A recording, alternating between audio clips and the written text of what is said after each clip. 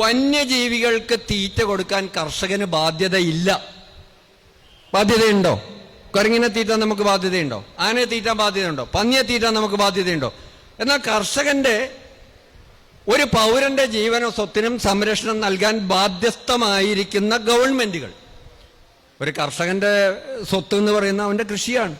അത് നഷ്ടപ്പെട്ടു കഴിഞ്ഞാൽ ഇൻഷുറൻസ് കിട്ടിയാല, ഇൻഷുറൻസ് ചെയ്താലോ നിങ്ങൾ അതിന് പ്രൊട്ടക്ഷൻ വേലി ഇട്ടെങ്കിലേ എന്ത് കിട്ടുള്ളൂ? ഇൻഷുറൻസ്. പ്രൊട്ടക്ഷൻ വേലി ഇടാൻ പൈസ ഉണ്ടെങ്കിൽ ഈ പന്നി ഇത് തിന്നില്ല. അതാണ് സംഭവം. അതുകൊണ്ട് ഈ ഒരു കാര്യം ശ്രദ്ധയിൽ വെക്കുക. അപ്പൊ നമ്മുടെ പൗരന്റെ അവകാശം, പൗരന്റെ ജീവനും സ്വത്തിനും സംരക്ഷണം നൽകാൻ ബാധ്യസ്ഥമായവർ നിഷ്ക്രിയരായിരിക്കുമ്പോൾ നിയമം കയ്യിലെടുക്കാൻ കർഷകര് തയ്യാറാവും. അങ്ങോട്ടേക്ക് കൊണ്ടുപോകരുതെന്നാണ് എൻ്റെ അഭിപ്രായം. മറ്റൊന്ന്, പരിസ്ഥിതി പ്രവർത്തകരുടെ നിലപാടുകൾ പലപ്പോഴും കർഷകർക്ക് ദ്രോഹമായി ഭരിക്കാറുണ്ട്. യഥാർത്ഥ പരിസ്ഥിതി സംരക്ഷകർ എന്ന് പറയുന്നത് കർഷകരാണ്, മലയോര കർഷകരാണ്. ഇവിടെ വനം വെച്ച് പിടിപ്പിക്കുന്നുണ്ട്, മണ്ണ് സംരക്ഷിക്കുന്നുണ്ട്, ജലവിഭവങ്ങൾ സംരക്ഷിക്കുന്നുണ്ട്, ജീവികളെ സംരക്ഷിക്കുന്നുണ്ട്. ഞാൻ ഈ അടുത്ത കാലത്ത് ചാനൽ ചർച്ചയിലെ ചില കാര്യങ്ങൾ, ഞാൻ ഈ മാധ്യമങ്ങളൊക്കെ ദുശീലമുണ്ട്, ധാരാളം വായിക്കും, അപ്പോൾ മാധ്യമങ്ങളൊക്കെ കാണുന്ന ആളാണ്. അതുകൊണ്ട് ആന കൃഷിയിടത്തിലേക്ക് വരുന്നത് ഒരു കാരണം, ഒരു പരിസ്ഥിതി പ്രവർത്തകൻ മനോരമ ന്യൂസിൽ ചാനൽ ചർച്ചയിൽ വന്നാണ്. ആന ഒരാളെ കൊന്നപ്പോൾ വന്ന അത് ഈ വനാതിർത്തിയിൽ താമസിക്കുന്നവർ മുഴുവൻ വാഷ് കലക്കിയിട്ടിട്ട് ഇത് കുടിച്ചിട്ടാണ് വന്നതെന്ന് പറഞ്ഞു. ഇദ്ദേഹം തിരുവനന്തപുരത്ത് AC റൂമിലഴിക്കണേ. ഇദ്ദേഹം 3ാമത്തെ നിലയിലാണ് താമസിക്കണമെന്ന് ഞാൻ അന്വേഷിച്ചപ്പോൾ മനസ്സിലായി. തെരുവുനായെ പേടിക്കേണ്ട, പാമ്പിനെ പേടിക്കേണ്ട, ആനയെ പേടിക്കേണ്ട, കരടിയെ പേടിക്കേണ്ട. പക്ഷെ തിരുവനന്തപുരത്തെ ടൗണിലും കരടി വന്നു. അപ്പൊ ഇയാൾക്ക് പേടിയായി. മനസ്സിലായില്ല? അപ്പൊ ഇത്തരം. പിന്നെന്നുള്ളത്, വന്യമൃഗങ്ങളെ പ്രകോപിപ്പിക്കരുത്. പ്രിയപ്പെട്ടവരെ, വനാതിർത്തിയിലുള്ള കർഷകരെ ആനയെ പല്ലിളിച്ച് കാണിച്ചിട്ടാണ് അതിങ്ങ് വരുന്നത്, പ്രകോപിപ്പിക്കാൻ ഒന്നുമല്ല.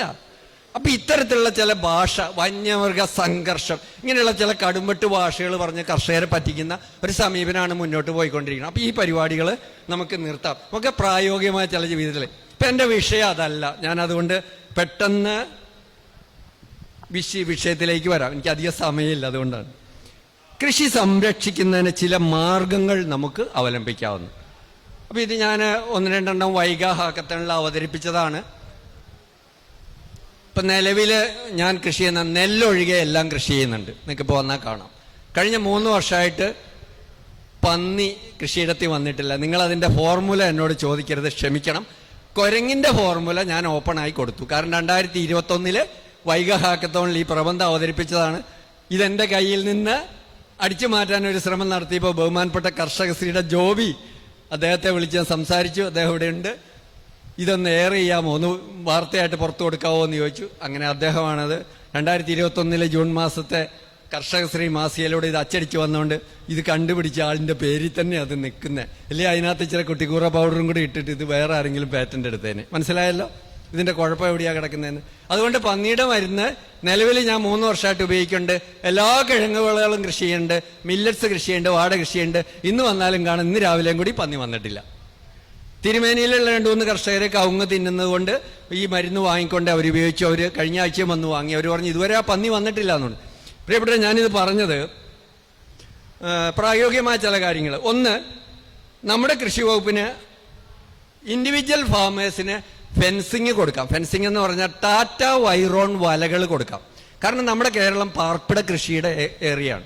ഞാൻ വനത്തിലേക്കൊന്നും പോകുന്നില്ല, കാരണം വന നിയമങ്ങളെ കുറിച്ച് പ്രഗത്ഭരായിട്ടുള്ള ആളുകൾ ഇവിടെയുണ്ട്. അപ്പൊ അതുകൊണ്ട് ചെറിയ കർഷകർക്ക് 1 ഏക്കറോ 2 ഏക്കറോ ഒക്കെ സംരക്ഷിക്കാൻ നിങ്ങൾ ഒരു സബ്സിഡിയും കൊടുക്കണ്ട.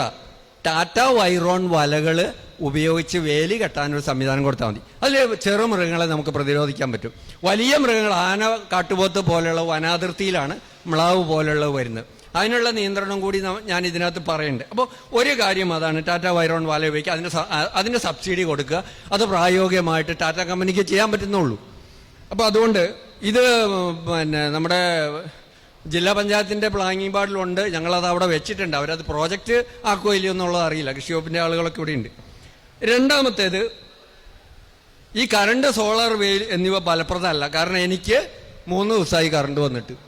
നമ്മൾ വേലിയിടും, കറണ്ട് കണക്ഷൻ കൊടുക്കും, പക്ഷെ മഴക്കാറ് കയറുമ്പോഴേക്ക് കറണ്ട് പോകും. നമ്മുടെ മലയോരത്തെ പ്രശ്നം അതാണ്. അതുകൊണ്ട് ഇത് ഫലപ്രദമല്ല, പ്രായോഗികവുമല്ല.